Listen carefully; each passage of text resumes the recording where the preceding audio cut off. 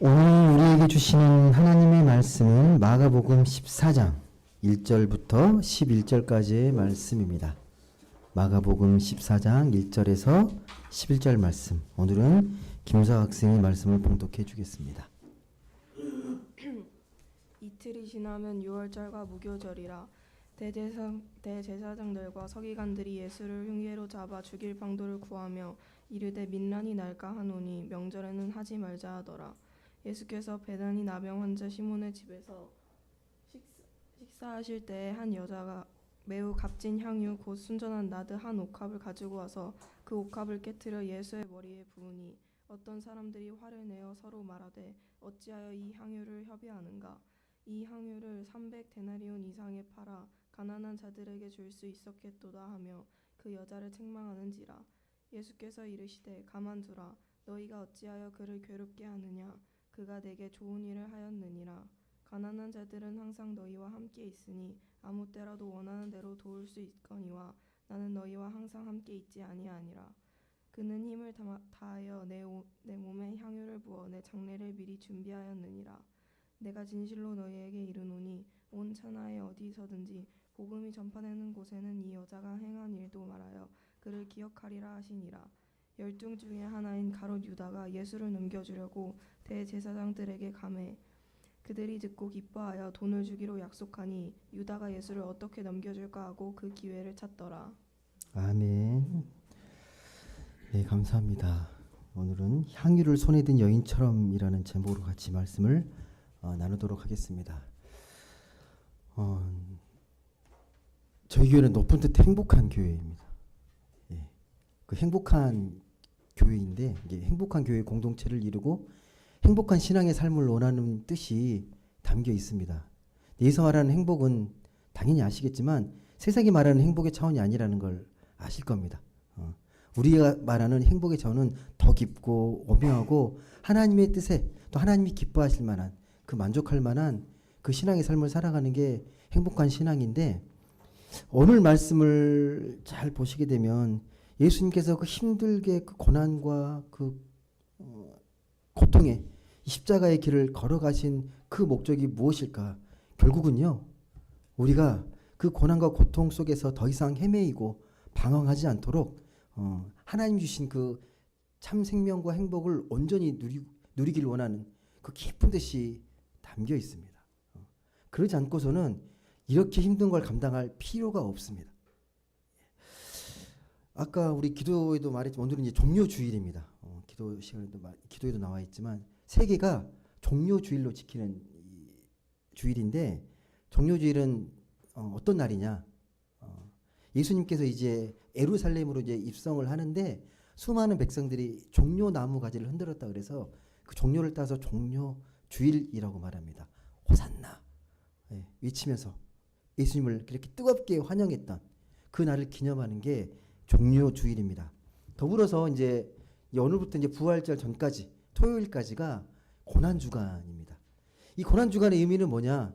이제 예루살렘에 입성해서 예수님이 이제 예루살렘에 올라와서 그 근처 또 인근에서 여러 일들을 이제 겪게 됩니다. 그러다 결국은 잡히시고 재판을 받고 십자가에 달려 돌아가시는 이 주간이 고난주간입니다. 그런데 여러분 이 일련의 과정들 예수님이 고난을 받고 십자가에 달려 돌아가기까지 그 시작점이 뭐냐면 대제사장들과 서기관들의 흉계로 이제 시작이 됩니다. 이게 오늘 흉계라고 나와 있거든요. 그게 무엇인지 한번 보시죠. 1절에 기록되어 있는데 마가복음 14장 1절 한번 같이 보겠습니다. 같이 읽겠습니다. 시작. 이틀이 지나면 유월절과 무교절이라 대제사장들과 서기관들이 예수를 흉계로 잡아 죽일 방도를 구하며 흉계라고 되어 있어요. 흉악한 계략. 흉계. 누가 짰습니까? 흉계를요? 대제사장과 서기관. 이들이 누군데요? 우리가 생각할 때는 흉계 그러면 누가 짜야 맞는 거예요? 사기꾼들이나 좀 흉악한 사람들이 짤 것 같은데 대제사장과 서기관. 이 사람들은 당시에 존경받던 종교 지도자들이잖아요. 교양을 갖추고 또 많은 사람들에게 칭송을 받던 존경받던 인물이거든요. 그런데 이들이 예수를 죽이고자, 없애고자 흉기를 짰다라는 거예요. 좀 이해되십니까, 여러분? 이거 겉으로 보아서는 절대 그럴 사람들이 아닌데 점잖아 보이고 문제가 없어 보이는데 그런 사람들이 흉기를 짠다라는 거죠. 이게 사람을 절대 겉으로 보여지는 것으로 판단하면 큰 우를 범하게 됩니다. 여러분, 근데 이 흉계를 꾸미게 되면요, 이게 그냥 드러나게 꾸미는 게 아니잖아요. 은밀하게 교묘하게 짜기 때문에요, 그 흉계를 꾸미는 사람 외에는 잘 몰라요, 주변 사람들이. 그리고 당사자도 당연히 잘 모르게 되고요. 그렇다면 이 흉계를 짠 목적이 뭘까요? 왜 꼭 죽이고자 했을까요? 꼭 죽여야 했습니까? 죽일 계략을 짰을까요? 명분이 뭐예요? 예수님을 죽여야 되는 명분. 그냥 죽이면 안 되잖아요. 뭐 명분이 필요할 거 아닙니까? 명분이 뭡니까? 이 예수라는 인물은 정말 위험한 인물이다. 이 예수라는 인물이 우리 사회를 혼란에 빠뜨리고 있다. 우리의 유대인의 신앙과 이 삶을 혼란에 빠뜨릴 수 있는 위험한 인물이니 잘 정리하는 게 우리 이 유대인 사회를 잘 지킬 수 있는 그게 길이고 그게 하나님의 뜻일 거다라고 이야기하는 거죠. 그래서 아마 예수님을 이제 십자가에 처형하고 나서 하나님께 감사제사 드렸을 겁니다. 당시 정황으로 보게 되면 모든 일이 잘 됐다고 하나님께 감사제사 드렸을 거예요. 그런 흉계를 작당하고 있었던 이 대제사장들에게요, 기회가 찾아와요. 어떻게든 잡으려고 흉계를 짜고 이제 음료를 계획하는데 그 기회가 뭐냐면 오늘 보면 마지막 단락에 나옵니다. 그렇게 할 수 있었던 10절과 11절이 나오거든요. 한번 읽어보시겠습니까? 10절과 11절 같이 읽겠습니다. 시작. 12 중에 하나인 가룟 유다가 예수를 넘겨주려고 대제사장들에게 감해 그들이 듣고 기뻐하여 돈을 주기로 약속하니 유다가 예수를 어떻게 넘겨줄까 하고 그 기회를 찾더라. 이게 왜 조로의 기회인지 아십니까? 대제사장 서기관들에게, 대제사장들에게. 가룟 유다가 결심을 한 거잖아. 예수를 넘겨야겠다. 그래서 예수를 이제 대제사장이 돈을 받고 적당한 시기로 넘겨주기로 결단한 거예요. 왜 이게 조로의 기회냐면요, 여러분 생각해 보십시오. 가룟 유다가 누구예요? 가룟 유다가 예수님의 12제자이잖아요. 가장 친근하고 친밀한 사람이잖아요. 그리고 가룟 유다가 맡았던 일이 뭐였죠? 회계를 맡았던 사람, 돈을 맡았던 사람이. 아무나 맡은 게 아니에요. 신뢰받는 사람이 맡는 거거든요. 근데 이 가룟 유다가 배신하고 예수를 팔기로 작정했다라는 것은 좋은 명분을 주는 거죠.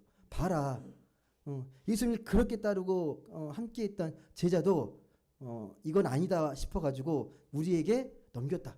문제가 심각하다. 거짓 선지자다. 라고 선전하기 너무 좋은 거예요. 선동하기가.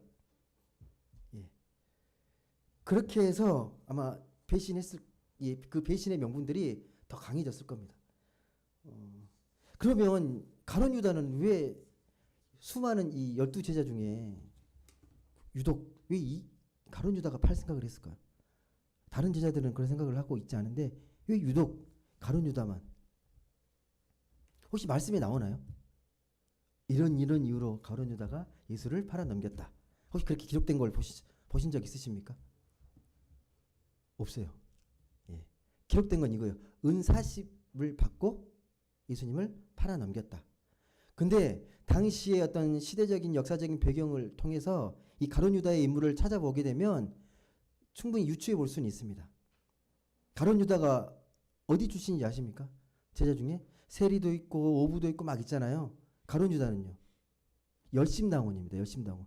열심당원은 뭐냐면 폭력을 써서라도 로마를 물리치고 독립을 쟁취하는 게 목적이에요. 그럼 좀 이해가 되시죠? 예수님이 어떤 하나님 나라 운동을 펼쳤습니까? 비폭력, 평화주의로. 그렇게 복음을 전하고 하는 것들. 근데 처음에는 정말 기적도 베풀고 막 하니까 정말 독립을 쟁취할 수 있는 구주다, 메시아다라고 생각했는데 점점 시간이 지나니까 그렇게 안 느껴지는 거예요. 주님이 이거 내가 생각하는 메시아가 아닌데 점점 실망한 거죠. 자기가 꿈꾸고 있는 그런 메시아 상에서 자꾸만 멀어지니까 실망을 한 거예요. 그런 것이 이유가 되지 않을까라고 충분히 유추해 볼 수 있습니다. 그러지 않고서는 어떻게 자기 스승을 팔겠습니까? 더 이상 희망이 없다. 예수님도 얼마나 실망했겠습니까? 말은 안 해도 그냥 그걸 알고 계셨지만 그래도 자기가 선택하고 함께했던 동고동락했던 제자가 자기를 판다는 것에 얼마나 큰 실망을 했겠습니까? 인간적으로. 근데 나중에 지금은 가룟 유다만 배반하지만 나중엔 다 배반하잖아요. 베드로는 3번 부인하면서 배신하고 그런 것들이 인간적으로는 큰 실망과 좌절이잖아요. 누군가 믿었던 사람으로부터 배신감을 당하는 거, 배반을 당하는 거. 근데 오늘 본문 말씀이요 좀 특별한 게 뭐냐면 이 본문 1절부터 11절의 말씀의 구조를 보시게 되면요 1절과 2절은 누가 나옵니까? 대제사장과 서기관들이 흉계를 꾸민다. 그리고 10절과 11절은요 가룟 유다가 예수를 팔기로 했다. 그 사이에 여인이 향유를 든 사건이 나와. 되게 좀 독특하지 않습니까? 이 구조적으로. 그러니까 이 대제사장들의 흉계 그리고 가룟 유다의 배신이라는 이 어둡고 어떻게 보면 마음이 좀 답답한 그 사건 사이에 이 여인이 등장하는 거예요. 그러니까 이 여인의 이 사건과 이 이야기가 되게 아름답게 빛납니다. 잘 보십시오. 반짝반짝 빛나요. 이 말씀이. 자꾸만 어두워져 가고 다 배신하고 되게 뭐가 절망적인 상황에서 이 여인이 등장해서 뭔가 주님의 뜻을 주님에 대한 그 마음을 좀 이렇게 그래도 마음에 위로가 되고 위안이 되는 여인으로 등장합니다. 근데 좀 특별해요. 이 여인이 기록되어 있는데 좀 우리가 눈여겨보는 게 뭐냐면 아무 말도 안 해요. 여인이 어떤 말도 기록되어 있지 않고 그리고 이 여인이 누군지도 몰라요. 여인의 이름도 기록되지 않습니다. 근데 등장을 해요. 이름도 밝히지 않고 한마디도 말도 없는데 행동만 나옵니다. 행동. 무슨 행위를 했습니까? 어떤 행위를 했습니까? 이 여인이 예수님의 머리에 향유를 붓는 거죠. 근데 어떤 자리인지 아십니까? 어떤 자리인지? 식사 자리예요. 식사하고 있는데 식사하는 자리에서 여인이 등장해가지고 예수님 머리에 향유를 붓는 겁니다. 이거 그림 그려주죠. 이런 그림 많지 않습니까? 딱 한 장의 딱 그림으로 예수님 머리에 이렇게 향유를 붓고 있는 여인의 그림 보셨죠? 못 보셨나요? 예, 딱 그림으로 표현될 수 있는 거거든요. 근데 이 말씀이 비슷한 말씀이 이 마가복음만 있는 게 아니라 요한복음 또 마태복음, 누가복음 다 기록되어 있어요. 근데 조금씩 달라요. 차이를 아십니까? 요한복음 어떻게 기록되어 있는지 아십니까? 요한복음에서는 거기도 여인이 등장하는데 여인의 이름이 누구다? 마르다의 동생 마리아로 나옵니다. 그리고 예수님의 머리가 아니라 어디에? 발에 붓는 걸로 나와 있습니다. 그리고 누가복음은요. 누가복음도 예수님께 향유를 붓는데 발에 붓고 있고 또 한 가지가 기록되어 있어요. 죄 많은 여인. 죄 많은 여인으로 기록되어 있습니다. 죄 많은 여인으로. 이 정확한 상황은 잘 모르겠지만 중요한 건 뭐냐면요. 이 여인이 향유를 부었을 때 이걸 아무도 좋아하지 않았다는 거예요. 예수 한 분 외에는 비난합니다. 이걸 정죄해요. 많은 사람들이 주변에 그걸 보면서 의아하게 생각합니다. 박수 쳐주고 막 이렇게 막 정말 이게 정말 기쁜 뜻이구나라고 하는 게 아니라 사람들에게 비난을 받고 정죄를 받습니다. 여러분 다시 좀 들어가 봐야 되는데 이 대제사장들과 서기관들이요 예수님의 지금 흉계를 꾸미고 있잖아요. 예수님은 이걸 알고 계셨을까요? 모르고 계셨을까요? 그 모습을 좀 떠올려 보면요 평화롭게 베다니에 있는 시몬 집에서 지금 식사하고 계시거든요. 평온하게. 베다니는 어디냐면 여러분 그 예루살렘에서 남동쪽으로 가까운 작은 마을이에요. 별로 안 떨어져 있어요. 가까운 마을인데 지금 예수님이 이제 올라오셔가지고 여기서 식사하고 계시는 거예요. 이 시몬은 누구냐? 문둥병 걸렸는데 예수님 고치신 사람입니다. 거기서 식사를 하고 있는데 갑자기 식사를 잘하고 있다가 여인이 등장해가지고 이게 향유를 이렇게 붓고 있는 겁니다. 이 장면이 여러분 어떻게 느껴지십니까? 자연스럽게 느껴지십니까? 아니면 뭐 놀랍게 느껴지십니까? 어떻게 여겨지십니까? 이 여인은 어디서 튀어나온 거예요, 그러면?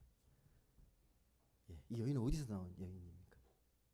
분명한 건 이 여인이 주님께서 여기 오신다는 걸 알고 있었을 거고 이미 마음의 준비를 하고 있었을 거라. 마음을 단단히 먹고 주님 오시면 내가 이 향유를 주님께 바칠 거야라고 다 준비를 하고 있지 않고서는요. 그 식사 자리에 그렇게 등장해서 부을 수 없습니다. 준비가 안 돼 있으면요. 여러분, 근데 오늘 나와 있는 이 순전한 나드 한 옥합, 이게 어떤 가치라고 나와 있습니까, 여러분? 순전한 나드 그 향유 한 옥합, 예? 300데나리온. 300데나리온이 어느 정도 가치입니까? 당시에 노동자들의 1년치 연봉이라고 기록되어 있거든요. 나드가 왜 이렇게 비쌀까? 나드는요, 그 히말라야 산맥 같은 고지대 3,000m에서 5,000m 넘는 지대에 자라는 향기로운 식물이거든요. 향수를 만들 수 있는 정말 귀한 거예요. 흔하지 않는 겁니다. 그 뚜껑이 열리는 순간 금방 증발해 버릴 정도로 되게 향이 강한 식물인데 이걸 갖고 이게 되게 귀한 거죠. 아무튼 이 여인은 어디서 이걸 갖고 있었을까요? 이 순전한 나드, 이 향유를요. 아마도 이 여인에게 이 향유는요, 자기의 전 재산일 수도 있고요, 재산 목록 1억거나 당시 상황으로 보게 되면 아마 혼인 어떤 그 혼수품 같이 준비해 놓은 것일 수도 있습니다. 그걸 갖고 있었던 거죠. 그렇게 보관해 놓고 있었던 거죠. 근데 이걸 들고 내 가장 소중하고 가장 귀한 거, 나의 전부라고 할 수 있는 이것을 주님이 왔을 때 다 부어버렸을 때, 다 부어버립니다. 머리에. 본 사람 중에 일부가 이제 화를 내서 말을 하죠. 충분히 화낼만 합니다. 왜요? 4절 한번 보실래요? 4절. 4절. 뭐라고 말하는지 이 행위에 대해서 한번 4절 보겠습니다. 4절, 5절 시작. 어떤 사람들이 화를 내어 서로 말하되 어찌하여 이 향유를 허비하는가? 이 향유를 300데나리온 이상에 팔아 가난한 자들에게 줄 수 있었겠도다 하며 그 여자를 책망하는지라. 책망했습니다. 되게 화를 내면서 막 뭐라고 한 거예요. 이 아까운 걸 뭐 하는 짓이냐고 막 하는 거죠. 여러분도 그 자리에 있었으면 똑같았을 거예요. 별반 다를 거 없습니다. 비슷하지 않아요, 여러분? 네. 근데 그렇게 생각할 수 있는 이유는 뭡니까? 그 행위의 의미를 어떻게 보기 때문에. 경제적 가치로 보면 미친 짓이죠, 미친 짓. 현대인들에게 이렇게 하라고 하면 이건 정말 현대인들이 특징이 뭐냐면요, 소비할 때요, 가성비를 추구하잖아요. 가성비가 뭔지 아시죠? 이왕이면 조금 쓰고 최대한 효과를 노리는 게 가성비잖아요. 소비할 때, 물건 살 때. 그런 믿지 않은 사람들이 보면 정말 이건 말도 안 되는 거죠. 설령 그래, 너가 정말 주님을 존경하고 예수님에 대한 그 마음을 담아서 향유를 이렇게 붓더라도 한두 방울 떡떡 들이더래. 그 정도만 해도 충분히 알지 않냐, 그리고 받침되지 않냐라고 합리적으로 생각할 수 있잖아요. 그렇지 않습니까? 근데 왜 이렇게 이게 뭐 우리가 인간적으로 상식적으로 생각하면 화를 내고 막 책망하는 것들이요, 뭐 이상한 게 아닙니다. 그 분위기에서는요 당연하게 느껴집니다. 근데 이것에 대해서 주님만이 다르게 이해하잖아요. 주님만이 뜻밖의 말씀을 하십니다. 한번 6절 보시죠. 뭐라고 말씀하시는지. 6절의 말씀, 주님의 말씀입니다. 주님의 말씀 6절 같이 한번 읽어보겠습니다. 시작. 예수께서 이르시되 가만두라. 너희가 어찌하여 그를 괴롭게 하느냐. 그가 내게 좋은 일을 하였느니라. 좋은 일 했답니다. 좋은 일. 니네들 볼 때는 비난받을 일처럼 보이지만 정말 좋은 일 했다는 거예요. 왜 좋은 일을 한 거예요? 낭비했는데, 다 부어버렸는데. 왜? 전 이 사건을 보면서 좀 약간 오버레이드 되는 사건이 하나가 있어요. 혹시 떠오르십니까? 다른 사람들은 다 동일하게 생각하는데 또 주님만 아니다, 가만두라고 한 게 있었거든요. 마르다와 마리다의 집에 방문했을 때도 똑같습니다. 예수님이 오시니까 마르다는 너무 귀한 우리 주님을 대접하려고 부엌에서 열심히 일하는데 마리아는요. 예, 그거 아랑곳하지도 않고 주님 무릎 곁에 앉아가지고 사랑스럽게 말씀을 듣고 막 나누고 있잖아요. 그래서 너무 바쁘고 분주한데 그렇게 가만히 있는 동생이 너무 화가 나서 좀 주님께 말하잖아요. 좀 타일러 가지고 좀 일할 수 있도록 주님께서 말씀해 달라고. 그때 주님이 뭐라 그래요? 이는 좋은 편을 선택했다. 가만두라는 거예요. 이건 너 선택이라는 거예요. 존경하고 대접하는 게 틀렸다는 말씀이 아닙니다. 본질이 뭐냐는 거죠. 본질이. 주님을 잘 대접하는 게 그게 목적이냐는 거죠. 주님이 왜 오셨냐는 거죠. 왜 오셔서. 함께하는 게 무슨 의미냐는 거죠. 그 의미를 잘못 이야기되면요. 우리도 신앙도요. 형식에 치우칠 수 있습니다. 예. 그 내용보다도 어떻게 잘 갖추고 격식을 갖추고 형식이 더 많이 우리가 치우칠 수 있어요. 틀렸다는 게 아닙니다. 우리가 아까 이 사람들이 말했던 것처럼 그 향유를 팔아가지고 가난한 자 놓고 구제하는 게 뭐가 정말 좋은 일이고 귀한 일이고 선한 일입니다. 그 자체를 예수님께서 말씀하는 게 아닙니다. 그래서 오늘 말씀을 보게 되면요. 이 6절에 있는 말씀이 우리가 하는 구제의 중요한 원칙을 말씀하시는 거예요. 6절 다시 한번 보시겠습니다. 6절. 이 좀 깊이 좀 고민해야 될 말씀인데 6절 같이 한번 읽어보겠습니다. 시작. 예수께서 이르시되 가만두라 너희가 어찌하여 그를 괴롭게 하느냐 그가 내게 좋은 일을 하였느니라. 7절 같이 연결해서 가난한 자들은 항상 너희와 함께 있으니 아무 때라도 원하는 대로 도울 수 있거니와 나는 너희와 항상 함께 있지 아니하니라. 이게 무슨 말일까요, 여러분? 무슨 말처럼 들립니까, 여러분? 여러분, 우리는요, 보통 이 남들을 이렇게 관계를 맺고 우리가 뭔가 이렇게 대화를 나누고 할 때 내 생각과 다르면 그걸 별로 참지 못합니다. 예, 내 생각과 좀 다르게 생각하고 행동하는 걸 잘 견디거나 참지 못해요. 그래서 자꾸 틀렸다고 생각하는 거죠. 저 사람 왜 그러지? 왜 이렇게 내 말도 이해 못하지? 라고 하면서 내가 맞다는 걸 자꾸 증명하려고 해요. 증명하려고.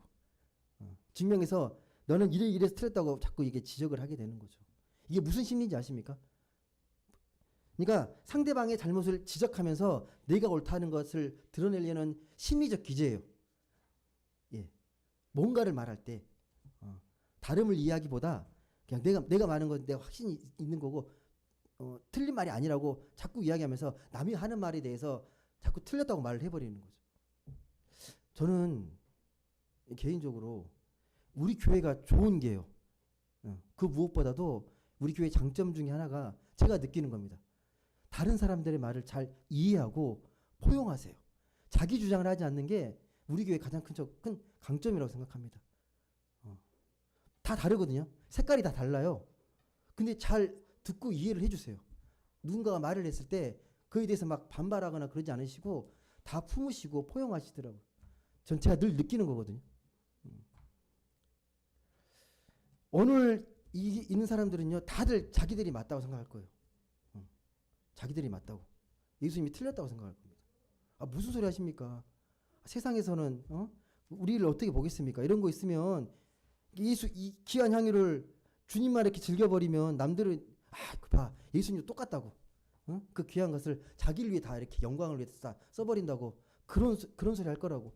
이걸 어떻게든 타일러 가지고 못 붙게 해서 나눠줬으면 얼마나 많은 사람들에게 도움이 되겠습니까? 라고 하는 거잖아요. 여러분 구제의 중요한 원칙이 있어요. 여러분 구제는요 우리만 하는 게 아니에요. 뭐 NGO 단체부터 수많은 단체들이 휴머니즘을 갖고 있는 단체들이 다 합니다. 예, 돕고 구제하고 막 다서 막 집도 지어주고 다 해요. 구제 근본적인 차이가 뭔지 아십니까, 여러분? 우리가 돕는 것은요 우리의 정체성은 하나님의 사랑으로 우리가 하나님의 자녀라는 하나님께서 우리에게 이웃을 사랑하라는 그 마음을 주셨기 때문에 그 마음으로 하는 거예요. 세상이 말하는 것처럼 그냥 인간적으로 돕고 하는 것들이 아닙니다. 만약에 우리가 인간적으로 구제하게 되면요. 그건 분명한 한계가 있어요. 돕는 걸로 만족합니다. 나는 1년에 얼마씩 도와. 매달 10만 원씩 후원해가지고 이렇게 돕고 있기 때문에 되게 뿌듯해요. 그게 나쁘다는 게 아닌데 그 자체로 만족하는 거죠. 여러분 엄밀히 말해서 우리가 인간이 하는 구제는요. 늘 한계가 있잖아요. 열심히 아무리 도와도 지금 계속 불평등은 계속 커지고 빈부격차는 계속 날로 심해지고 가난한 사람은 계속하고 열심히 돕는데 왜 기도 사람들은 계속 있는 거예요? 우리 인간이 갖고 있는 구제의 한계입니다. 이게 조심해야 될 게 뭐냐면요. 여러분 예를 들면 어느 단체에서 우리는 1년 동안에 100억 몇 가정을 돕고 이게 틀리다는 게 아닌데 그 자체가 중요한 게 아닙니다. 실질적인 삶의 어떤 변화? 예. 뭐 한 달에 10만 원 도와준 사람이 어떻게 이게 그런 계량적인 통계가 중요한 게 아니라 삶의 진정한 변화가 있어야 되잖아요. 우리가 돕는 것은요. 그런 거예요. 우리가 돕는 하나님의 사랑을 갖고 그 사랑으로 돕는 것은요. 그런 단지 물질을 돕고 하는 게 아니라 마음을 담아서 그 사람이 정말 그 작은 물질이지만 그걸 통해서 하나님의 사랑을 느끼면서 좀 더 영적으로 변화되기를 더 삶을 기쁘게 살아갈 수 있기를 바라는 마음으로 돕고 섬기는 거잖아요. 차원이 다릅니다. 예. 돕는 자체의 목적이 있는 게 아니에요. 이 여자의 행동이 이 지금 베다니 사람들의 눈에는 되게 이상하게 보일지 모르겠지만 하나님 보시기에는 너무나도 귀한 일입니다. 너무나도 아름다운 일입니다. 그래서 NIV 영어 성경 보게 되면요. 어떻게 기록하냐 이 일을 beautiful thing이라고 그럽니다. 아름다운 일이다. beautiful thing이다. 웬만해서 그 말을 안 씁니다. beautiful thing이라고 기억합니다. 말씀이 기록되어 있습니다. 다시 말씀드리지만 지금 이 말씀은요. 대제사장 흉계를 꾸미고 가룟유다 배반하는 그 사이에 있는 말씀이거든요. 그 가운데에서 이 여인의 행동이 어떤 의미인지를 좀 깊이 들여다봐야 된다는 거예요. 아무도 몰라요 지금. 그렇게 예수님을 사랑한다는 제자들이 지금 예수님이 그 십자가 진다는 것에 대해서 별 관심도 없고 진지하게 생각하지 않습니다. 오히려 말리잖아요. 뜯어 말리잖아요. 왜 그러십니까? 그러실 필요 없습니다. 뜯어 말리잖아요. 대제사장들은 그렇다 치고 원래 흉계를 꾸몄던 사람들이니까 그렇다 치는데 제자들마저도 그럽니다. 주님은 어느 누구에게도 자기의 마음을 통하거나 함께할 수 있는 사람들이 지금 없는 거예요. 근데 이 상황에서 이 여인이 등장해서 향유를 붓는 건요. 유일하게 하나님이 지금 주님이 걸어가시는 길에 대한 그 마음을 함께 동참하고 있는 거예요. 뭐라고 기록되어 있습니까? 장례를 준비하는 거라고 말하잖아요. 이 영적인 의미가 장례를 준비하는 거다. 이 여인이 정말 그걸 알고 십자가 지실 걸 알고 부으셨을까요? 그러면 부었을까요? 이 여인이? 예? 이 여인이 예수님의 그 마음을 헤아리면서 정말 뭐가 중요한지 지금 내가 가장 할 수 있는 최선이 무엇인지를 이 여인은 향유를 붓는 것으로 표현한 거잖아요. 근데 주님은 이걸 어떤 의미로 받아들이냐면 장례를 준비하는 것으로 자기의 앞으로 있을 이 장례를 준비하는 것으로 그렇게 이야기합니다. 알았는지 그걸 잘 알지는 못해요. 정말 예수님이 돌아가실지 그걸 알았는지는 분명치 않지만 분명한 건요. 예수님이 지금 정말 심각한 정말 진지한 상황에 처해 있구나라는 것들은 분명히 깨달았습니다. 그걸 직감했기 때문에 다시는 주님을 보지 못할 수도 있다라는 그런 마음으로 부었다는 게 말씀 속에서 배어 나옵니다. 마지막을 준비하는 모습이거든요. 마지막 다 부으면서 정말 아이러니하지 않습니까? 신비면서도 그렇게 평생토록 주님을 끝까지 죽음의 자리까지 쫓아가겠다고 한 제자들은 이 상황이 뭔지도 모르고 오히려 이름 없는 한 여인만이 주님을 지금 그의 마음을 헤아리고 주님의 깊은 위안이 되시잖아요. 7절에 보시게 되면 예수님이 이 여인을 나무라는 자들에게 이렇게 말씀합니다. 7절 말씀. 그들을 타일르면서 7절 말씀을 같이 읽어보겠습니다. 7절 같이 읽겠습니다. 시작. 자들은 항상 너희와 함께 있으되 때라도 원하는 대로 도울 수 있거니와 나이는 너희와 항상 함께 있지 아니하니라. 예. 다시 말씀드리지만 돕고 섬기는 게 나쁘다는 게 아니라 때에 맞게 그리고 우리가 우선순위의 출발이 뭔지를 알아야 된다는 거예요. 장례를 준비한다는 의미는 단지 예수님의 죽음을 그냥 준비한다는 의미가 아니라 예수님의 죽음의 의미를 깊이 헤아리면서 거기서부터 출발해야 된다는 거예요. 우리의 신앙의 삶이라는 게 예수님의 죽음이 어떠한 죽음인지를 깊이 생각하면서 그 죽음을 깊이 묵상하고 그걸 깨달아야 우리 삶의 의미가 진정으로 생명력을 얻는다는 겁니다. 이것 없이 그냥 막 돕고 섬기는 건 우리가 지속하기 되게 어려운 삶의 모습들입니다. 그 동기가 뭐냐는 거죠. 왜 우리가 열심히 이웃을 돕고 섬기는 것들이 그 원인의 출발이 뭐냐는 거예요. 예수님의 그 거룩한 죽음, 그 죽음의 의미가 뭐냐는 거죠. 그 죽음이 너무 귀하고 고귀한데 그 죽음의 의미는 온 인류를 향해 있잖아요. 모든 인류를 향해서. 인류를 향한 사랑의 마음. 그 마음이 우리가 장례를 준비하고 우리가 예배를 드리면서 깨닫게 되는 거잖아요. 자꾸 말씀드리지만 우리가 하나님께 영과 진리로 예배함을 통해서 그때부터 삶이 시작되는 거예요. 삶이. 예. 그냥 막 우리가 막 경솔하게 그냥 삶의 자리에서 막 돕고 섬기는 게 아니라 우리의 출발이 예수를 온전히 믿고 그 죽음의 의미, 십자가의 죽음과 부활의 의미를 온전히 깨닫고 거기서부터 비로소 왜 우리가 이렇게 살아가고 신앙을 실천하면서 돕고 살아가야 되는지를 알게 된다는 겁니다. 그래서 여러분, 남을 돕는 구제의 실천보다 더 중요한 게 있습니다. 그걸 실천할 수 있는 사랑의 능력을 체험하는 거예요. 다시 말씀드리지만 우리는 세상의 단체와 똑같이 구제하는 게 아니라 우리는 하나님의 그 사명으로 하나님의 그 사랑의 힘을 덧입어서 이웃을 사랑하고 실천하는 겁니다. 내 안에 먼저 온전한 하나님의 생명의 사랑이 경험되고 있는지를 점검하셔야 됩니다. 그 사랑의 힘으로 돕고 섬기는 거잖아요. 우리가 평소에 삶의 자리를 강조하고 기독교 윤리적 실천을 강조하지만 그러니까 우리의 삶의 토대가 신앙적 토대가 신앙적인 정신이 잘 갖추어졌을 때 그때 비로소 온전해질 수 있는 겁니다.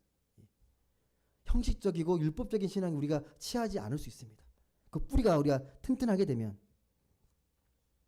여러분 바른 행실, 바른 품행, 구제 세상에 나가면 다 배울 수 있어요.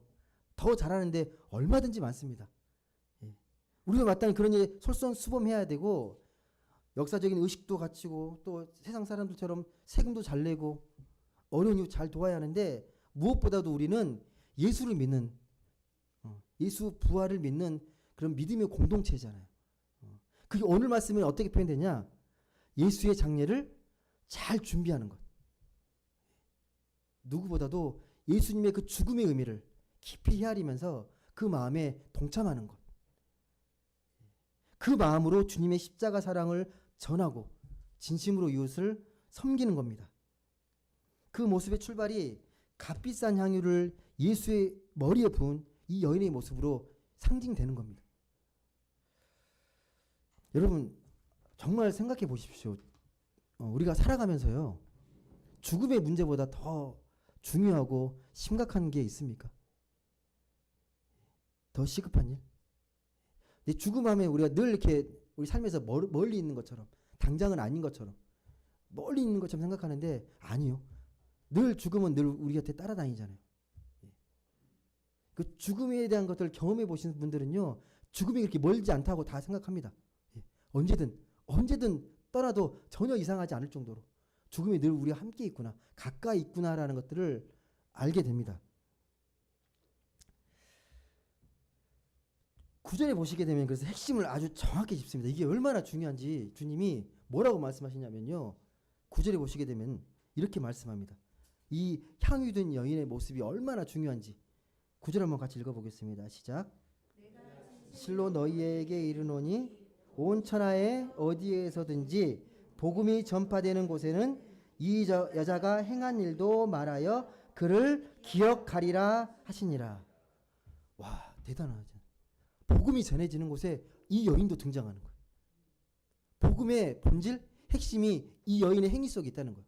이게 복음이 전해지는데 복음이 뭡니까? 기쁜 소식이잖아요. 주님의 기쁜 소식에 이 여인의 행위도 같이 등장하는 겁니다. 이게 복음이라는 것은 주님의 죽음에 대해서 깊이 헤아리지 않으면 복음을 제대로 이해할 수 없다는 거잖아요. 예수의 장례를 준비하면서 겸손하게 주님의 죽음이 이런 거구나. 그 죽음을 통해서 우리의 죽음의 의미와 삶의 의미를 깊이 성찰하는 게 바로 복음의 본질에 속한다는 거예요. 뭐 이렇게 말하면 근데 보통 이제 삶이 워낙 바쁘고 분주하다 보면 무슨 죽음까지 그냥 지금 살고 문제 해결하는 것도 힘들어 죽겠는데 죽음까지 생각이 어렵다고 많이 이야기하시거든요. 이 엄밀히 생각해 보십시오. 예. 정말 바쁘십니까, 여러분? 바쁘시다면 정말 뭐 때문에 바쁘십니까? 바쁘심의 목적이 어떤 목적 때문에 그렇게 바쁘고 분주하게 사십니까? 내 생명을 위해서 열심히 살아가시는 겁니까? 예. 잘 생각해 보셔야 합니다. 예. 바쁘시더라도 왜 바쁜지는 알고 바빠야죠. 그냥 정신없이 그냥 바빠버리면 그건 좀 우리가 신앙적으로 문제가 있는 거고, 그 바쁨 속에서도 그 의미를 잘 찾아야 되잖아요. 여러분이 만약에요, 아무리 뭐 바쁜 사람이고 스케줄이 빡빡하고 하더라도 당장 아프면요 다 내려놔야 돼요. 여러분 의지와 상관없습니다. 그래서 여러분이 쓰러지면 병원에서 치료받는 데 집중하셔야 돼요. 다른 거 아무것도 못합니다. 그렇게 연약한 존재예요. 근데 우리는 늘 건강하고 모든 일을 다 할 것처럼 계획하고 삶을 짜잖아요. 그러다 보면 건강을 더 소홀하게 되고. 뭔 프로였더라? 예, 그 건축탐구 집에 보면요, 그 집들이 다양하게 나오는데 주로 시골에 있는 전원주택이 많이 나오잖아요. 근데 들어가게 된 사연들이 있어요. 전에 보면 되게 바쁘고 분주하게 사셨던 분들이요. 막 IT 업계에서 막 되게 막 돈도 많이 버시고 막 그런 분들인데 건강을 잃고 몸을 치료하기 위해서 들어가신 분들이 되게 많아요. 삶이 되게 단순합니다. 특별한 삶이 아니에요. 그냥 아침에 일어나서 이렇게 차 마시면서 하루를 이렇게 뭐 이렇게 명상한다거나, 그리고 정원을 거닐고 아내와 함께 계속 이야기하고 시간 보내고 자기 취미 활동, 되게 단순하거든요. 근데 삶이 정말 기쁨으로 충만합니다. 보면요, 정말 그 얼굴에 만족이 가득해요. 단순한 삶인데. 예. 그리고 그동안 가족을 위한 명분으로 열심히 일했지만 정작 가족과 시간을 안 보내요. 그러니까 아프고 쓰러지고 힘드니까 가족이 정말 소중한 걸 알게 되고 가족의 모든 시간을 막 쏟기 시작하는 거예요. 나머지 시간대로. 거기서, 집에서, 그 집이라는 공간에서 가족과 함께 보내려고 애를 쓰는 것들. 여러분, 이런 것들이요, 여러분, 되게 한가롭고 뭐 단순하게 보일지 모르겠지만 삶을, 죽음을 이겨내기 위한 치열한 삶의 투쟁이에요. 근데 오히려 이게 정말 지혜로운 겁니다. 오히려. 예. 여러분도 느끼시겠지만 정말 이 죽음이라는 게 그렇게 멀지 않습니다. 우리 일상에 늘 가까이 있고 삶의 이면에 늘 죽음이 함께 공존합니다. 그래서 여러분이 너무 일상의 분주함에 치여 산다면 진짜 삶을 잃어버리고 있는 겁니다. 상실하고 있는 겁니다. 여러분, 향유를 손에 든 여인은 어떤 심정으로 지금 예수님 식사 자리에 나왔습니까? 다시 한번 생각해 보십시오. 지금 말씀을 정리하면서 어떤 심정으로 지금 나와 있습니까? 향유 든 여인이 주님 앞에. 오늘 처음 예수님을 만나러 온 게 아니라 이전부터 그래도 예수님을 알고 계셨기 때문에 가능한 일이거든요. 그러잖아요. 모르는 사람에게 부는 건 있을 수 없는 일이잖아요. 이 귀한 걸. 예. 전부터 잘 알고 있었던 사람인데 지금 주님의 지금 걸어가신 길 속에서 뭔지는 모르지만 예수님 앞에 중대한 일이 닥쳤구나. 그걸 분명히 직감했기 때문에 이런 행동을 할 수 있거든요. 예. 영적으로 좀 깨어 있는 거잖아요. 민감한 거잖아요. 예. 지금 대제사장들과 서기관들은 예수를 없앨 음모를 꾸미고 있고, 가룟 유다는 예수를 배신한 각오를 하고 있고, 제자들은 십자가 죽음을 아무렇지도 않게 대수롭지 않게 여기고 있는 이 순간에 유일한 예수님의 위안과 그 길을 예비하고 장례를 준비했던 인물은 이 여인 한 사람밖에 없습니다. 예, 이 십자가의 길을 걸어가며 있어서 딱 이 여인 한 사람밖에 없어요. 누구도 예수님의 마음을 헤아리거나 알아주지 않습니다. 여러분, 우리가 뭐 교회를 오래 다녔다고 예수님을 잘 알고 하나님의 뜻을 깊이 깨닫는 거 아닙니다. 성경 공부 많이 한다고 지식이 많다고 그게 또 신앙의 어떤 성숙과 신앙의 깊이와는 또 다른 차원의 문제일 수 있습니다. 바리새인과 서기관처럼 성경을 많이 하는 인물이 어디 있습니까? 모르잖아요, 주님에 대해서. 예. 또 제자들처럼 열심히 우리가 교회 다니는 것처럼 따라다녔지만 정작 중요한 순간에 주님의 마음을 헤아리지 못하잖아요. 우리가 하나님을 안다는 게, 우리가 신앙의 시간의 세월들이 깊어갈수록 질문을 하셔야 됩니다. 내가 신앙의 시간들이 깊어갈수록 하나님의 마음을 내가 잘 알고 있는가? 그 그 하나님의 마음을 잘 헤아리고 있는가? 이만큼 내가 믿었는데 하나님이 원하는 게 뭔데? 물을 때 대답하실 수 있어야 됩니다. 이런 하나님인데 하나님은 나에게 이런 삶을 살기 원하시는구나. 이런 실천을, 이런 신앙적인 삶을 살기를 기뻐하시는구나. 내가 깨달아야 되는 거죠. 예. 믿지 않은 사람들이 물었을 때 그래요. 믿지 않은 사람들. 너 왜 하나님 믿는데? 하나님 믿으면 뭐가 좋고 하나님이 너에게 뭘 원하시는데? 라고 물었을 때 그 질문을 좀 대답할 수 있어야 되지 않겠습니까? 우리가 예배를 드리고 말씀을 공부하는 것들, 그러니까 하나님께 나아가는 길을 아는 거예요. 그 목적과 방향을 잃어버려서는 안 됩니다. 단지 지식을 쌓는 게 아니라 하나님의 말씀과 예배를 통해서 우리가 하나님께 바르게 나아가는 길을 우리가 좀 더 바르게 깨닫고 나아가는 거예요. 그걸 놓치게 되면 자꾸 신앙의 겉모양에, 외향에 더 많이 신경을 쓰게 됩니다. 부디 이제 우리가 한 주간 고난 주간을 통해서 이제 부활을 준비할 텐데 이 여인의 믿음, 장례를 준비했던 이 여인의 믿음을 좀 깊이 묵상하셨으면 좋겠습니다. 과연 이 여인의 믿음은 어떤 믿음인지, 어떻게 다른 제자들도 못했던 이 놀라운 일을 이 여인은 감히 실천할 수 있었는지. 그래서 예수님의 그 고난과 십자가의 죽음의 의미를 바르게 이해하는 그런 한 주간이 되었으면 좋겠습니다. 그래서 우리가 다음 주에 우리가 부활절을 맞이했을 때는 정말 감격스럽고 희망 가득한 그런 기쁨과 소망의 부활을 맞이하는 그런 시간으로 함께 했으면 좋겠습니다. 같이 기도하겠습니다.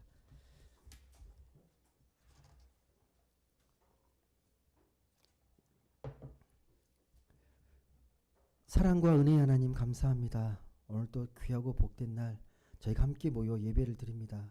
주의 말씀을 듣고 주님을 찬양하고 주님께 예배자로 나왔는데 우리가 이 예배 드림이 과연 어떤 의미인지, 우리가 하나님 앞에 예배 드린다는 것이 과연 어떤 가치가 있는지를 더 깊이 헤아리길 원합니다. 아무리 주님을 따라다녀도, 아무리 말씀을 공부해도 주님과는 동떨어진 그런 삶의 모습들과 방향일때였던 제자나 대제사장의 모습이 아니라 이 여인처럼 예수님이 걸어갔던 그 길을 깊이 헤아리면서 그 길을 묵묵히 겸손하게 따라갈 수 있는 우리 모두가 되게 하여 주옵소서. 가장 귀한 것을 주님 앞에 아낌없이 드릴 수 있었던 이 여인의 믿음을 우리가 본받아서 하나님 앞에 그 어떠한 것도 귀한 것이 없음을 고백하고 하나님이 원하시는 그 삶으로 우리의 모든 것들을 헌신하며 주님이 기뻐하시는 생명의 삶을 살아갈 수 있는 우리 모두가 되게 하여 주옵소서. 감사드리며 사랑이 많으신 예수님의 이름으로 기도드립니다. 아멘. 네, 찬송가 150장 다 같이 찬송하시겠습니다.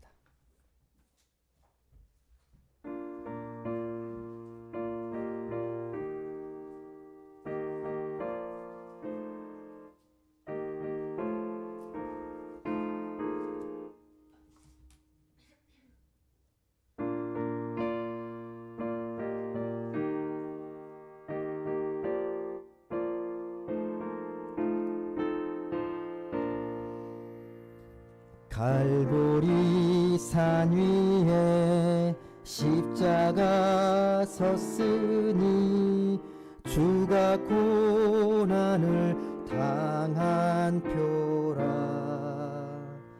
험한 십자가를 내가 사랑함은 주가 보혈을 흘림이라. 최후 승리를 얻기까지 주의 십자가 사랑하리. 빛난 면류가 받기까지 험한 십자가 붙들겠네.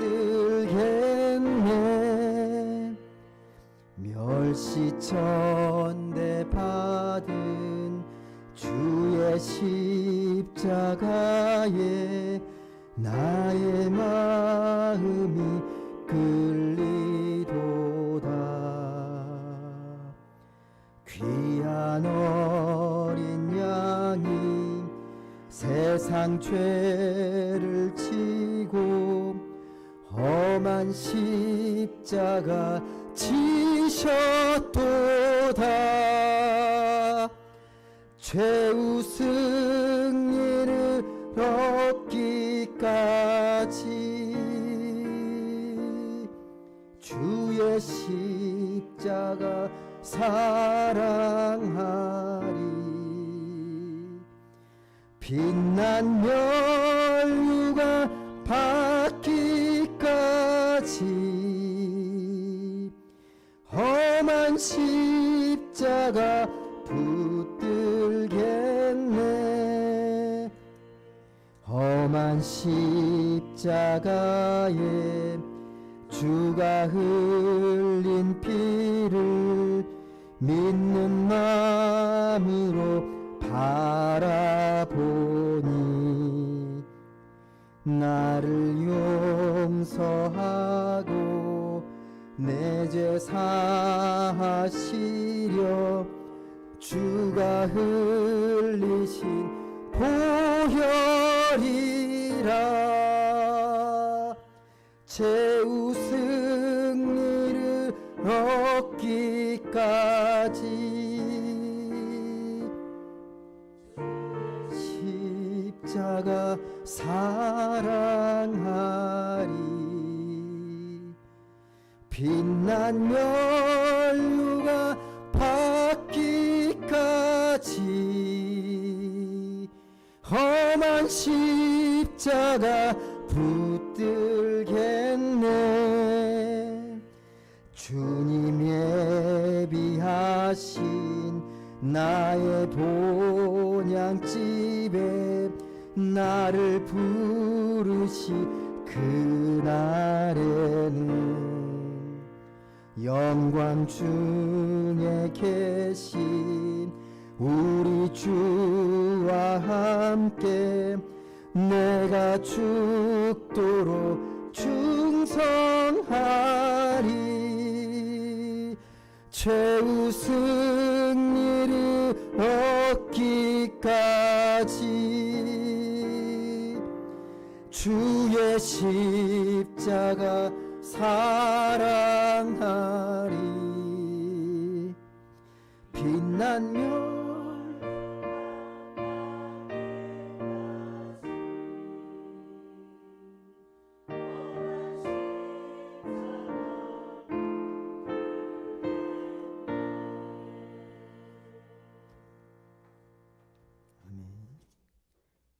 다 같이 봉헌 기도 드리겠습니다. 사랑의 하나님, 이 시간 우리의 마음과 정성을 담아 봉헌 올려드립니다. 우리가 가진 그 어떤 것도 주님보다 귀할 수 없음을 고백합니다. 우리의 예물을 기쁘게 흠양해 주옵소서.